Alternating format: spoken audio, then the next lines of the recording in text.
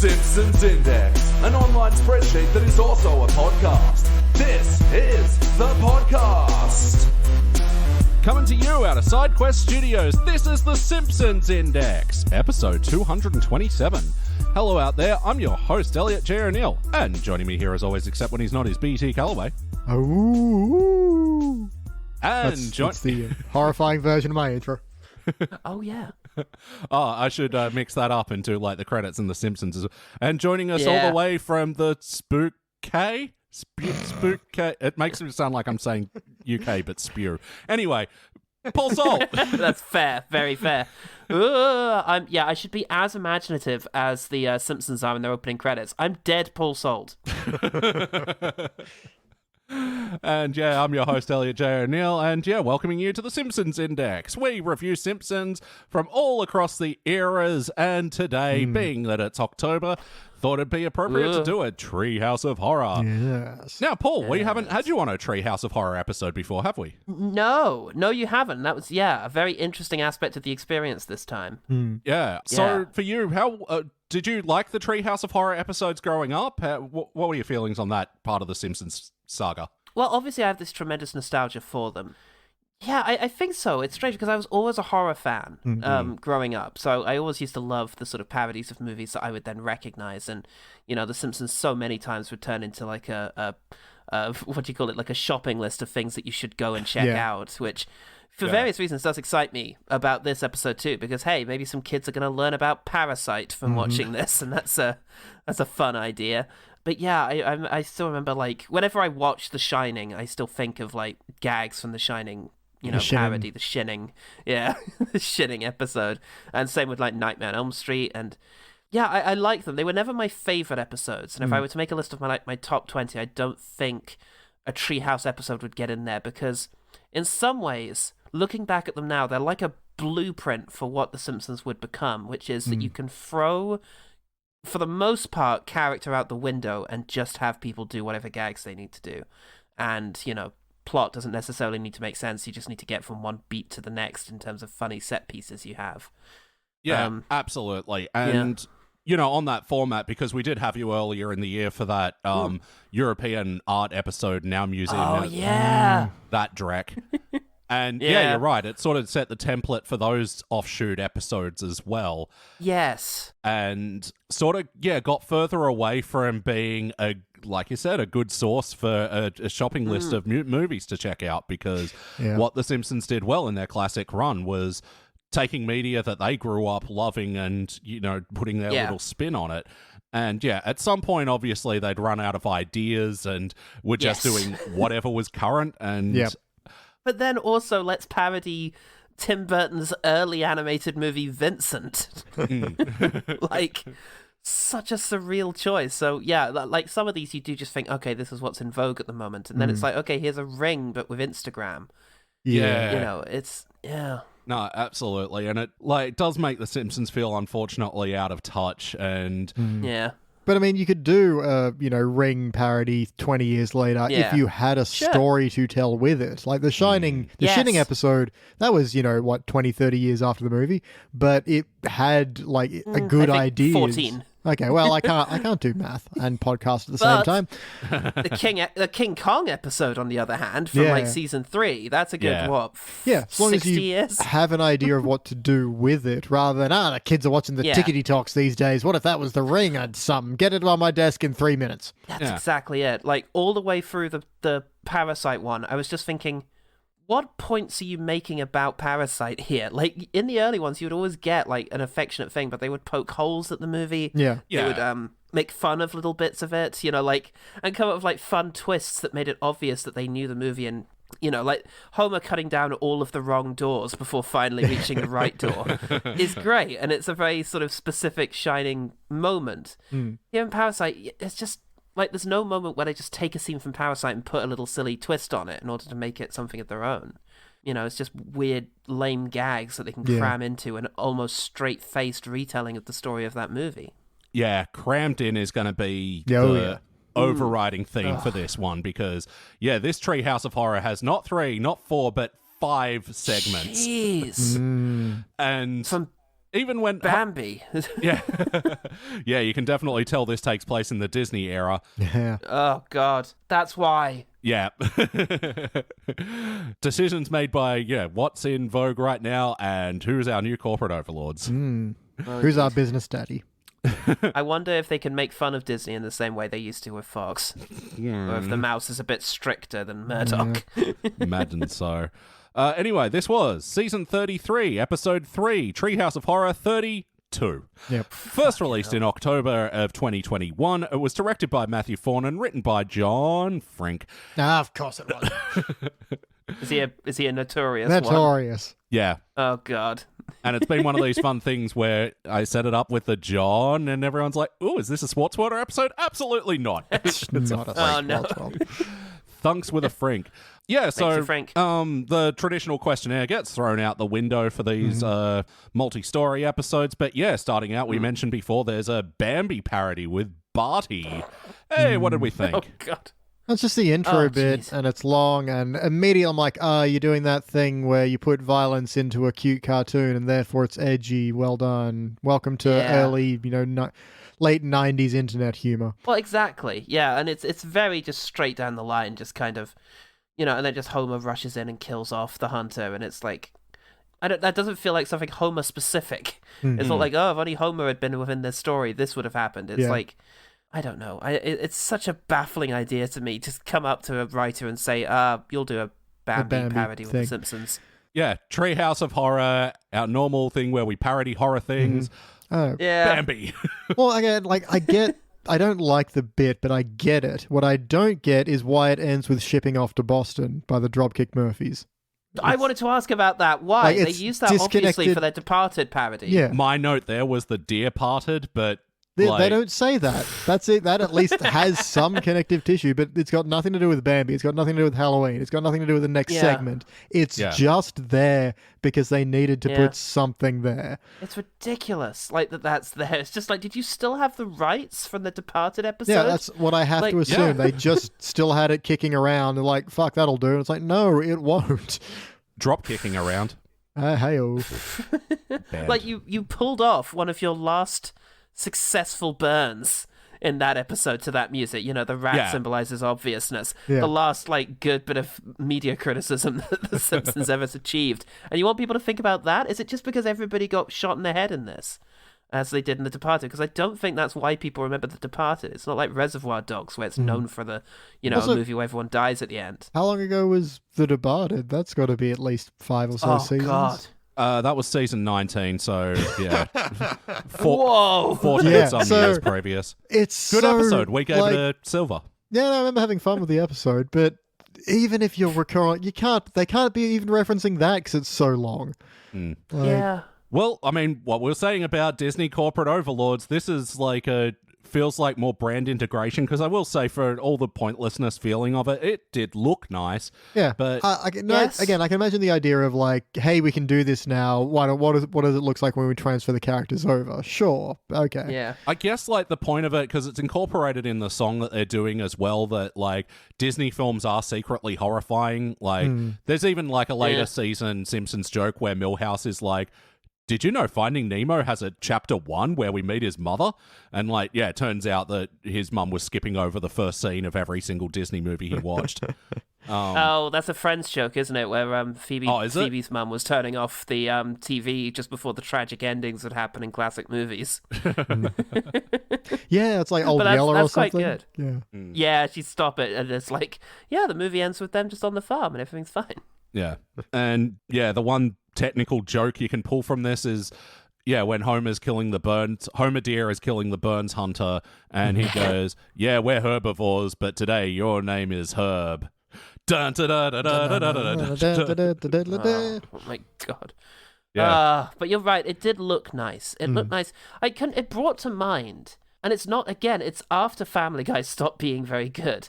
And they did a Disney parody as well in their multiverse episode, I think, which is a good few seasons into when it started becoming really bad. Good episode, I reckon. And I think that was a good episode. And it parodied Disney in a way that was had commentary on Disney. It made fun of how their songs go. It's a wonderful day for pie. Yeah. Yeah, for pie. Yeah. I think it was when it started getting bad. I can't remember where it is. Nevertheless, it's a thing. You had a thing to say and a thing to do, and you took an opportunity. We get a chance to make a Disney-style thing, so let's do something Disney-esque and kind of make fun of it, and then we can actually voice one of our big grievances at the end, which is the anti-Semitism of Mr. Disney. Yeah. And, like, you know, a point to be made, fine, in a typical Family Guy subtle way. Here, it really does just feel like, what have we got?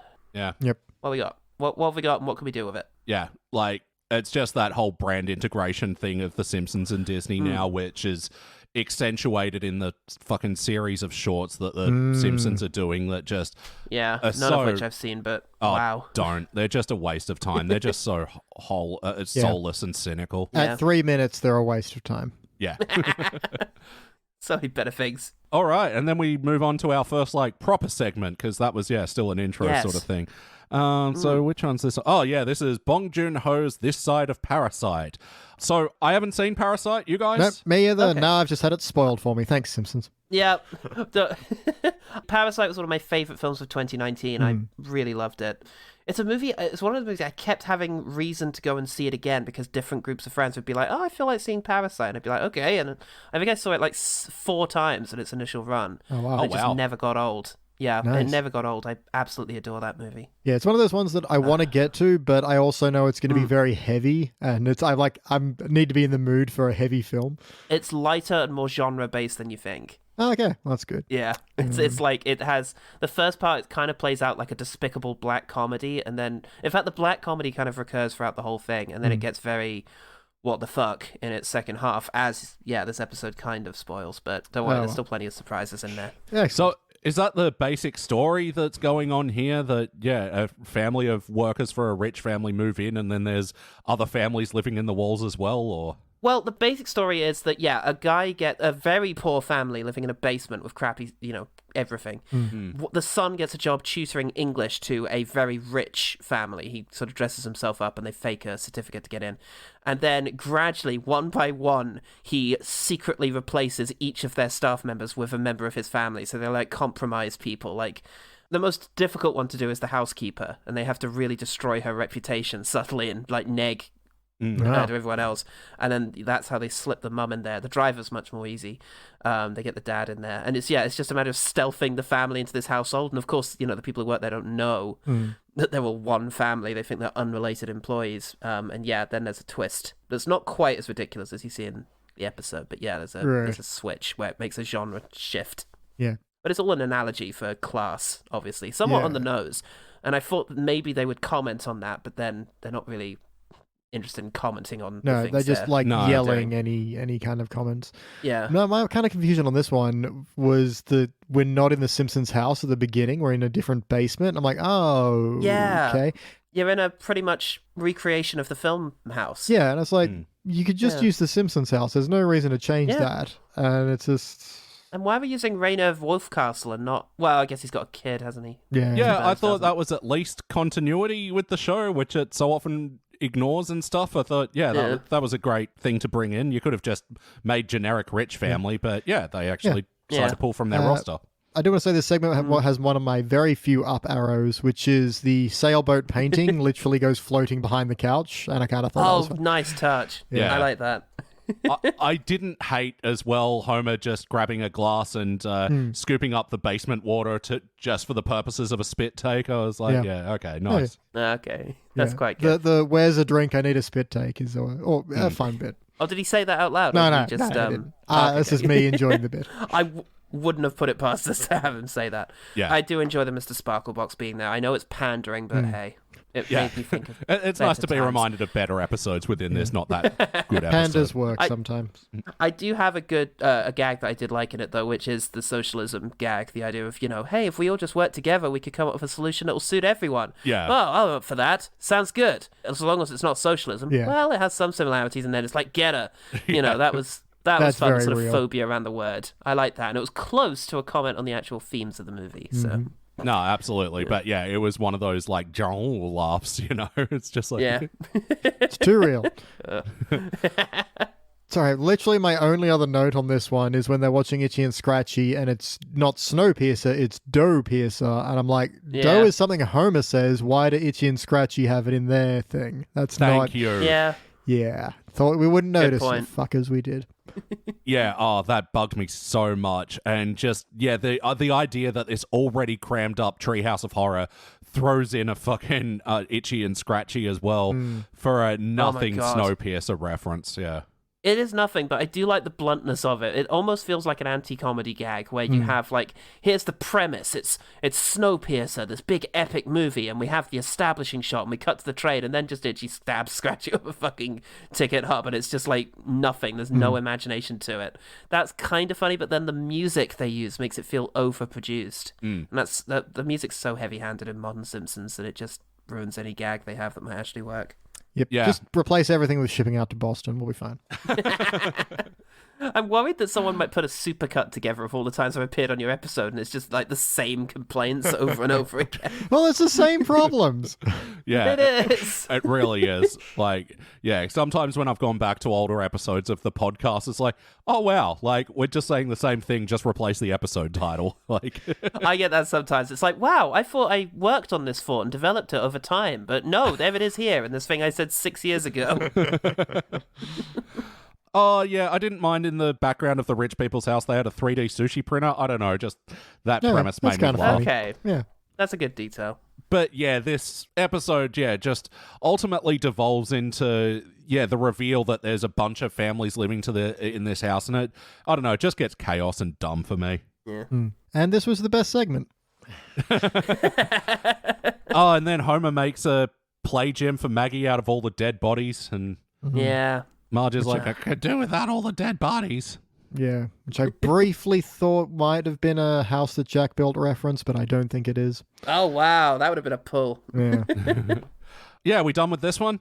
Yeah. I think so. All right. And moving on to the third segment, Nightmare on Elm Tree. Now, when this started out immediately, I was like... We've done Nightmare. Yeah. We've been here very memorably and well. Do not touch Willie. Good advice. But little to do with Nightmare on Elm Street. And I want to set this one up. Paul recently reviewed a Simpsons episode, Halloween of Horror.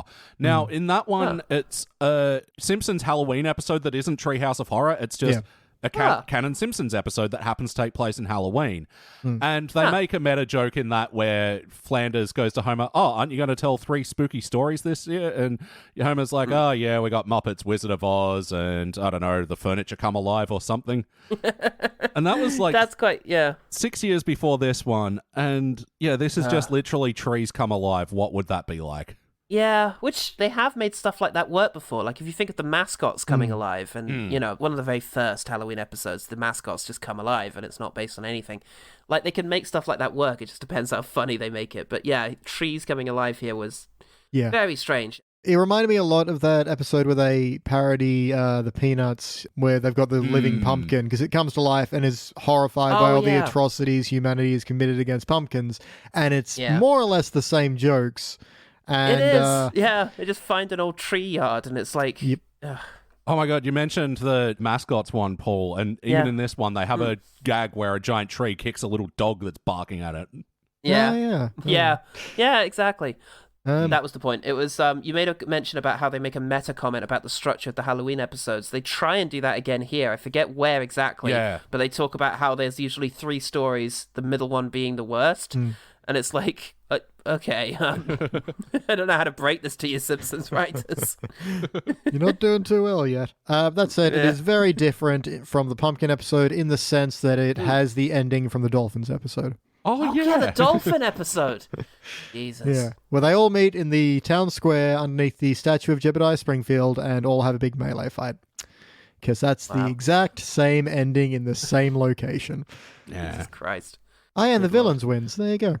Yeah, and it's just one of these things where they just, whiteboard writing. They figured out as many tree references as they could, and they crammed them in here. Like the tree you can drive through came to life, and Shelf Silverstein's the giving tree, and then they just had a random Burns family tree board walking around as well. It's It's like, oh, everything that's a tree has come to life. And it's like, I can imagine myself in a better mood finding that funny, but it hasn't put the legwork in at this stage. Same with the baseball bat coming to life and being like, I'm going to hit a homer. So if I was having a better time, I might enjoy that.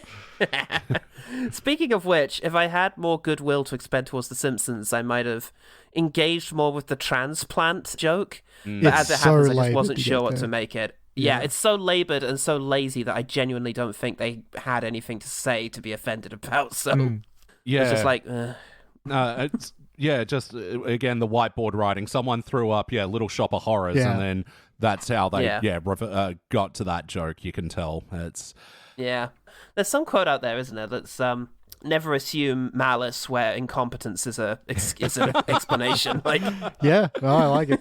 That's it. It's a good way of going through life. I've got a couple of quick little up arrows. I like when Bart's telling the scary story. He's lighting his face from below, not with a torch, but with the phone. Yeah, that was a good detail. I thought that was a nice... That's the first one, isn't it? The very first Treehouse of Horror is them in the treehouse with the flashlight. The classic thing of, sitting around the campfire and the storyteller is lighting their face with the flashlight. I don't know where that started, but it's, the cliche. And I like that they've got, again, didn't drag attention to it. It was just a detail. And I did like Willie dual-wielding chainsaws wearing rollerblades with buzzsaws strapped to his leg. That I could be here. Yeah, I didn't mind him as well chainsawing his own arms off. That was all right. But again, the ensuing fight, it's like the Parasite thing. It just felt like chaos. Yeah. And not like fun chaos. Just like, stuff happened and I literally cannot remember a single second of it. They defeat them with the power of pollen. It's really hard to remember anything of this, really. This whole episode is just... it slips right out of the mind because there's nothing substantial to sort of root the jokes to. It's one of those ones where it's even hard to remember because... Yeah, nice. Because there's nothing even really to get angry about. It's just... Yeah. Well, again, I feel like this one is also trying to appease the Disney overlords. They get Groot in there and it's like, they're making fun of that brain damage tree. And... Yeah. Yikes. I did add one joke I liked, that everyone's, got their weapons ready and brandished, and, Homer cocks a shotgun or whatever, and then Lenny cocks a shovel. I didn't mind that. See that. Oh, that's pretty good. I didn't notice that. That's good. But that's all I got to say on this one. Anyone else? Yep. Nope, I'm out. All right, and then we get somewhat of a segment, but more like a little... interlude. Rhyming couplet thingy. Yeah. It's called the Poetic Interlude, a.k.a. the Telltale Bart.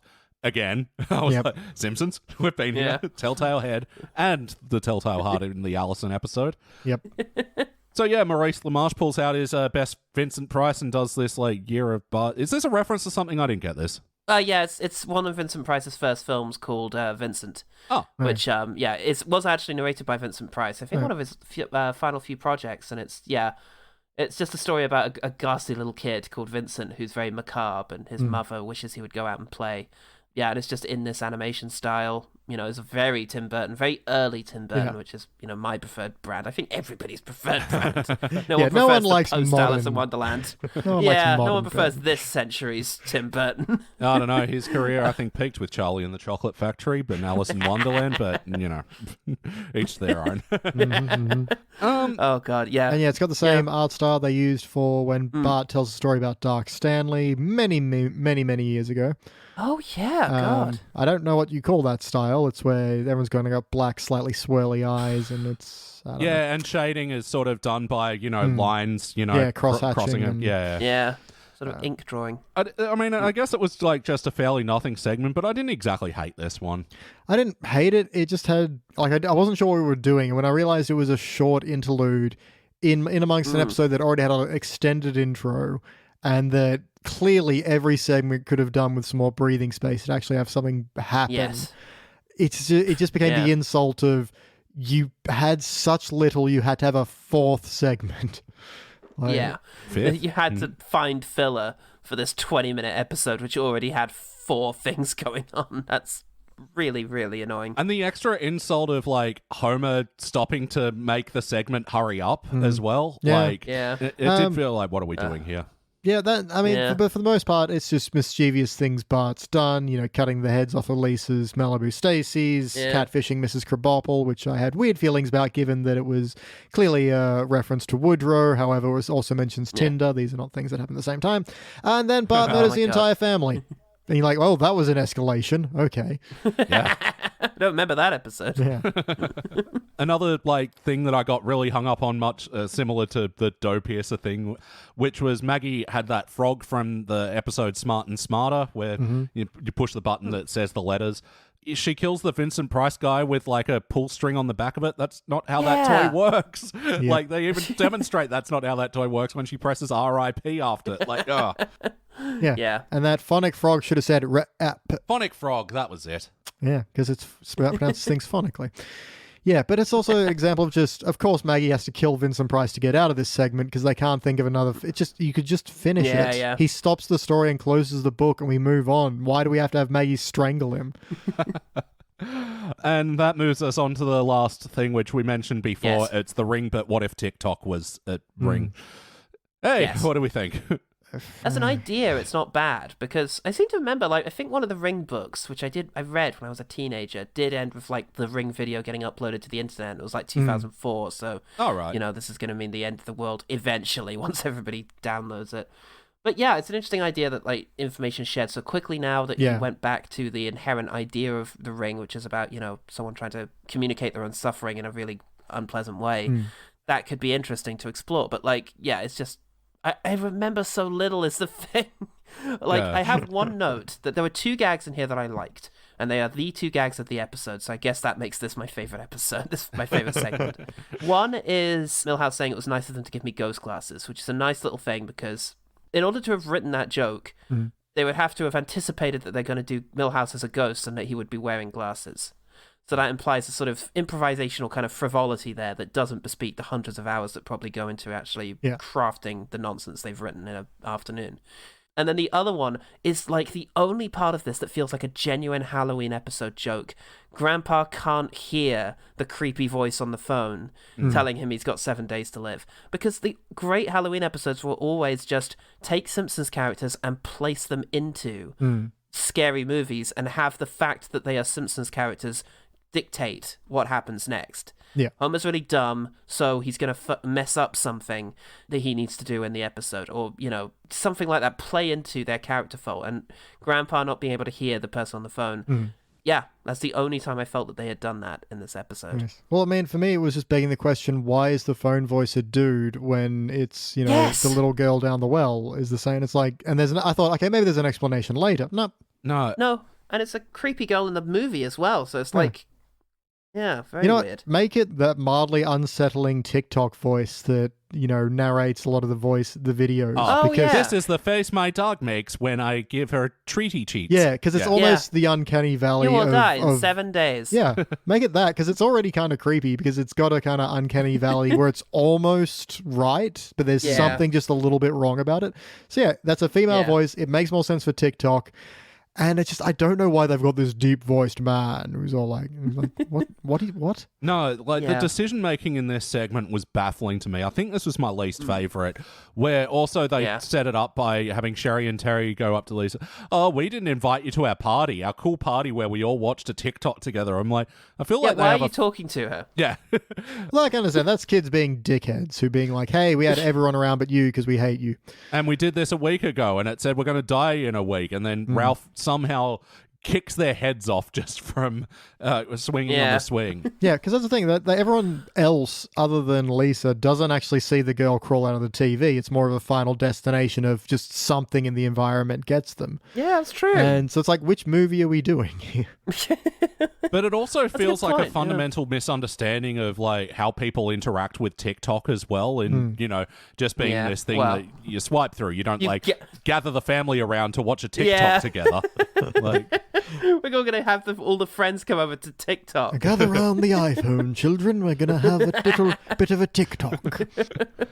Who would like to swipe to the next? Yeah, and the idea of having that in a school and having it go around, that'd be fine. And then Lisa, being a big book nerd, hasn't seen it. There, that's better. Yeah, she can be one of those TikTok snobs that's just like, oh, I don't engage with that platform. Have Terry show up, but Sherry's not there, and Terry is terrified.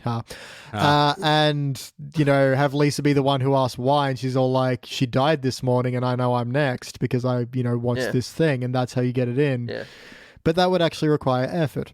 Yeah. Well, I feel like this whole setup as well was just to set up the end where Lisa's like, oh, let's find the beauty inside the ring girl, and then, puts makeup on her skeleton teeth, which kind of like that joke. Yeah. But then, the ring girl thinking that Lisa was too overbearing and stuff. It just, I don't know. This segment just kind of did Lisa dirty. Yeah. And it's a fundamental misunderstanding of the ring as well, where it wasn't, I want people to hear my story. It was, I want people to suffer because I suffered. Yeah. Neither Samara nor Sadako were always just hoping for a friend the whole time. Yeah. Just wanted to hang out and have someone have lunch with. Naomi Watts didn't get it. So we get 2 Ralph lines in this segment as well. I didn't mind the first one. Is like, I killed Jerry and Larry. I quite like that because, just the idea he didn't know their fucking names. And also he's very, it seems like he's quite innocently done it, but no, he's very cognizant of the fact he's just murdered these 2 people, which, I quite enjoyed that. Yeah, watch out, people. Kids swinging on swings, Yeah, take your head clean off with no blood. Exactly. Straight off. And the other one was apparently Willie tells Chief Wiggum about this and he ran away scared, and then smash cut to Ralph go, hey, that's my pee-pee bed. Not anymore. Ugh. Yeah. Man. Does anyone else have any notes about this segment? I've got a half positive, which was to cover over the well, they just put up a gopher skin rugs stand. And it's just kind of such an odd... I assumed it would just get paved over, but they're like, nope, we set up this stand with something no one would want, so no one would ever go near it. Yeah. Is the implication, at least. No, the only other note I have is the last note I made for the episode, which was just, Jesus. The Disney song comes back at the end for some reason. And then they bring Canon Kodos in for another meta commentary. Oh, we didn't know how to fit these guys in the episode. Which, have they even... I haven't seen as many of these things as you guys have. But even at the point when I gave up, Kang and Kodos were not absolute mainstays of the Halloween episodes. It's just... they would sometimes appear. It's just tradition to always have them there in some capacity. So they're just keeping that up, but they don't know how anymore. So they're just like, they're here, tradition upheld. And it's at the point as well where having a meta commentary that they couldn't fit them in the episode is so... overused anyway. Right. Yeah, because they've done that multiple times. Yeah. You mentioned your overall note was Jesus. Any other final thoughts before we rank this thing? I think my final note was, yes, because you mentioned at the beginning, this is my first Halloween episode that I've covered with you guys. Generally speaking, Halloween episodes were never my favorite because there was always a compromise on character and the emotional sort of storyline of the whole thing. Yeah, sure. Nevertheless, my God, if you go back and watch those segments, do they speak to the economy of storytelling that they were capable of? Absolutely. I keep coming back to the episode where Homer has the toaster that sends him to the past. That segment does so much without feeling rushed. Yeah. In my head, I can almost flesh that out to a whole episode in terms of the amount of things that happen to it, and it must have been 7 minutes max. And everything that happens when it makes sense for Homer, and just feels like a spooky episode of The Simpsons, which is what you want from these things. And I think really... the Halloween episode here just accentuates the problems of The Simpsons now, which has become, let's have a vague premise and then have people pitch whatever jokes they have and we'll stick them in, and we'll have whatever character say it because who cares? It's unfortunate. It's really accentuating some of the issues that The Simpsons has now.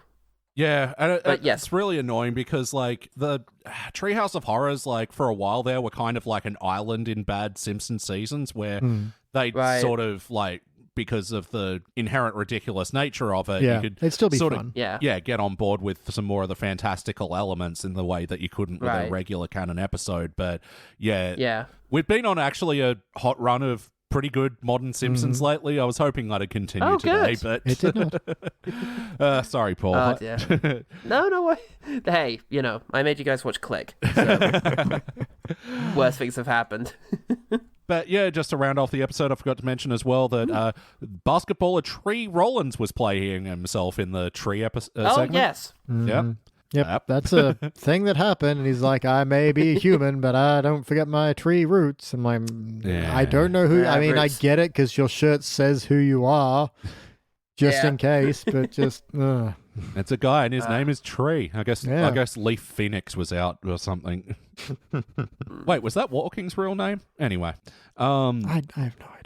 And also doing the Disney singing song was Susan Egan, who's a Broadway star, but also we might know her as Rose Quartz from Steven Universe, All right. Lynn from Spirited Away, and oh wow, Trying to read my notes. Megan here?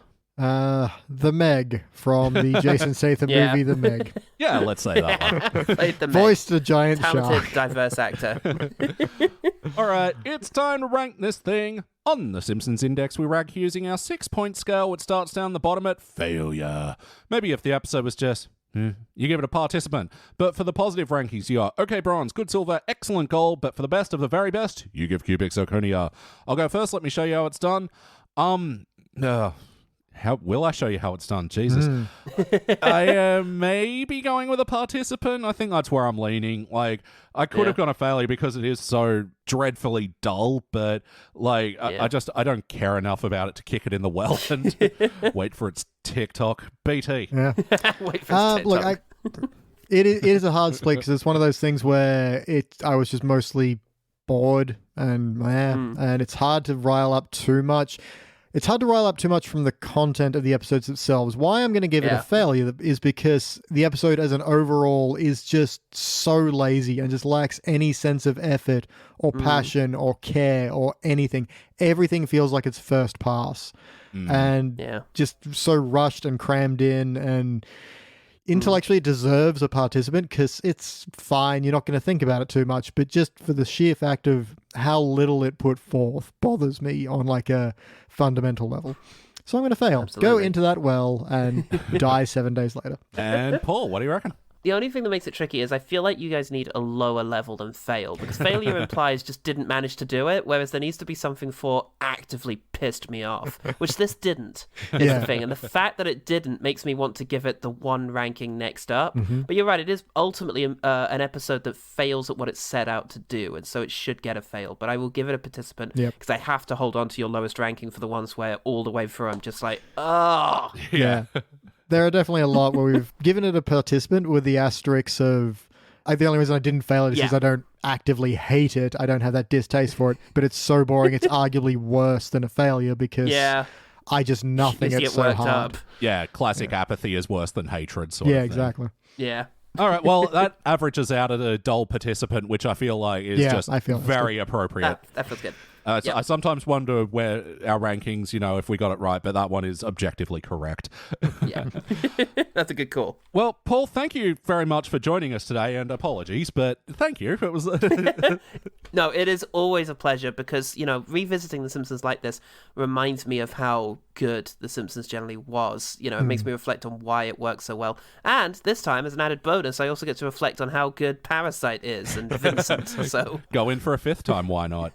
Actually, I forgot to ask you at the top of the show, I often ask our returning guests, has, us introducing into new Simpsons made you curious about the new episodes? Have you gone in on any modern Simpsons at all? No, the only modern Simpsons I've watched is the stuff that you've suggested we watch, and then I think I watched the first episode with a new actor for Carl, just to see how that was, which was fine. Yeah, I think that's pretty much the only time I've ever checked in with modern Simpsons. Was that the Undercover Burns one where Mr. Burns got in a David Harbour suit? We quite liked that one. Yeah, weird as it is, okay. It was some fun. Bad ending, but yeah. Yeah, I haven't had too much curiosity to go back. I still do watch, me and the family still do watch Golden Age just constantly. It's one thing that we can all agree on, and so we all do go back to seasons 3 through 7, with great regularity. So, yeah, we still have The Simpsons in our lives, and maybe that's why it's just a bit too painful to engage with the new stuff. Yeah, and with the absolute glut of it as well. Yes, my God. When you pointed out that one of the episodes was 16 seasons ago, it's that's twice as many good as there were good episodes ago. Yeah. That's such a baffling thought. Yeah, time in The Simpsons is a difficult subject. Yeah, we're only 2 years away from the movie being the halfway point. Wow. God almighty. The other day a few months ago I realized that Scream came out closer to Halloween than today. All right. That was an overwhelming thought. But when was the Tracy Ullman shorts? Was it 1988? It was around sorry, having to do maths. 89 minus 3. Hard maths there. Oh, right. So yeah. Well, then there you go. No, it was minus 2. So 87 to 89 was when they were airing. And I just need to remember that The Simpsons has been running my entire life. Yep. Yeah. And will always be.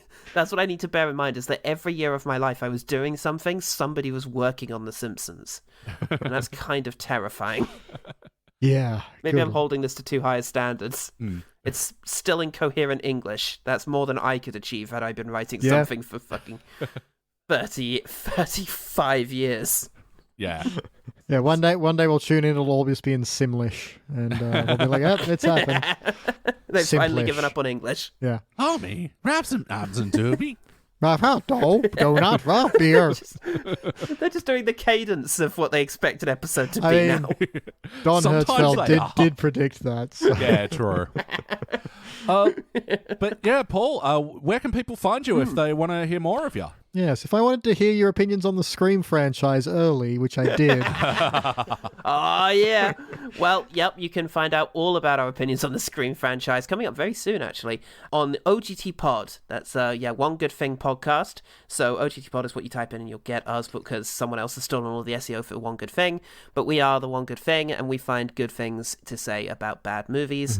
I also have a podcast, Quest Fantastic, which is a actual play, role-playing, tabletop role-playing game where I play a little character called Blur, and it's a fun little sort of adventure in a D&D setting. I think it's pronounced Blur.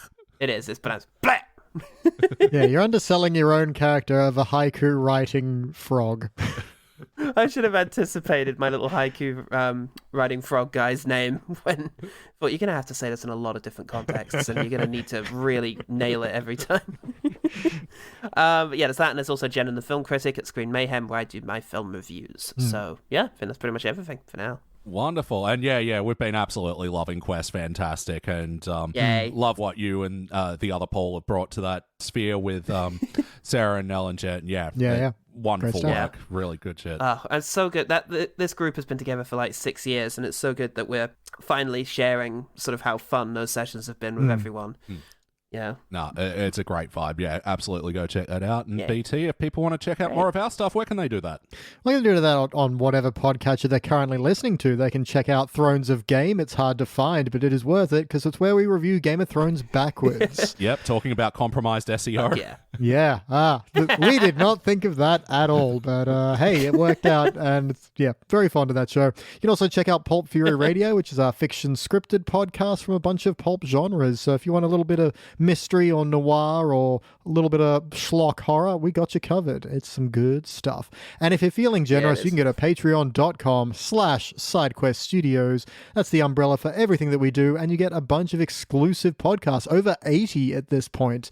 So things like we check out the DVD extras to let you know what those are like. And we actually saw some deleted scenes from The Shinning, which had a lot of fat trimmed from it for the better.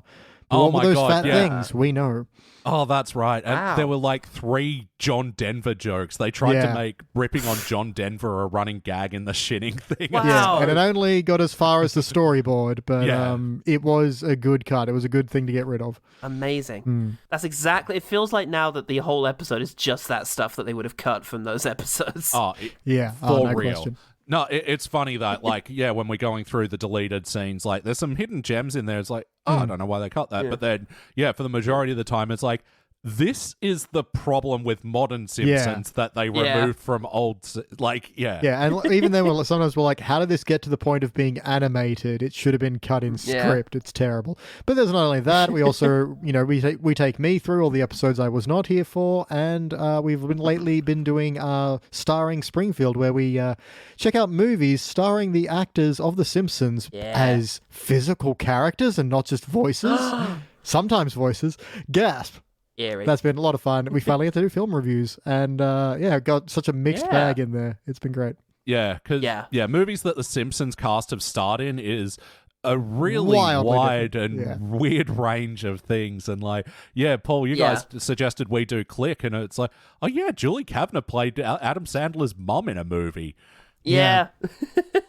It's so weird, and it's such a great way of doing a cross-section through sort of American, mostly comedy movies, but there's some weird other stuff in there too. Like, we did a short list of stuff to recommend, and there was a lot of interesting things in that list. Oh, yeah. So, really good premise. But ones that we've reviewed so far, like The Twilight Zone, the movie, or Twilight Zone, the movie as it's titled. Yeah, you can watch Possessed Cars chase Lisa in Maximum Overdrive. Yes, you can. And she's playing like an overbearing motor mouth Southern girl. It's Yeah, like we've never seen them before. And yeah, if you are a Yeah. Patreon as well, you suggest the movies that we review. So Yeah. go check that out, patreon.com/SideQuestStudios. Otherwise I think that does it for today. Paul, once again, thank you very much for joining us. Anytime. Thank you for having me. Oh yeah, and check out us on OGT. We reviewed Parker with Paul recently. Mm-hmm. Yes. Cross promotion. And in happier times, other things as well. Yeah, that's right. In the past, we've reviewed Dungeons and Dragons. Yes, that was and great. Mortal Kombat Annihilation and Resident Evil. Yeah. Go check that out at OGT Pod. BT, and thank you. Oh, thank you very much. I should have had an out. I'm going to say, no, I'm going to hold on to that. Okay, well, I'm your host, Elliot Jay O'Neill. That's all the mustard in the haunted house. Ooh. Remember, the one good thing about Simpsons Halloween of Horror XXXII is when it reminds you of how good a film Parasite is. Woo! Thank you for listening to the Simpsons Index podcast, which is also an online spreadsheet available at thesimpsonsindex.com. You can chat to us online at facebook.com/thesimpsonsindex or at Simpsons Index on Twitter and Instagram. And now please stay tuned for the bonus scenes! All right. I am recording. I'm recording. Awesome. Good. And We did another count? yeah. Lead the Okay. way, Paul. Will do. 5, 4, 3, 2, 1. I bet there's like a whole weird like rogues gallery of sync methods that people have out Yeah. there in the wild. Yeah, I just want to see the podcast just goes, hello, hello, hello. It's time to pod. Oh, a barbershop pod. Just They're the most boring podcast as well, aside from that. Like, they do that really jazzy intro, and then it's like, okay, here's our biggest tax advice for the month. yeah. 101 tips for starting your own barbershop quartet. Number 1, you're gonna need the hats. Yeah. Get the hat, get the striped suit, just go out into the wild and just start going, hello, wait for someone to join in. To respond, yeah. Now, despite what people will tell you, you don't actually need a barbershop. This is a common misconception. A costly misconception as well.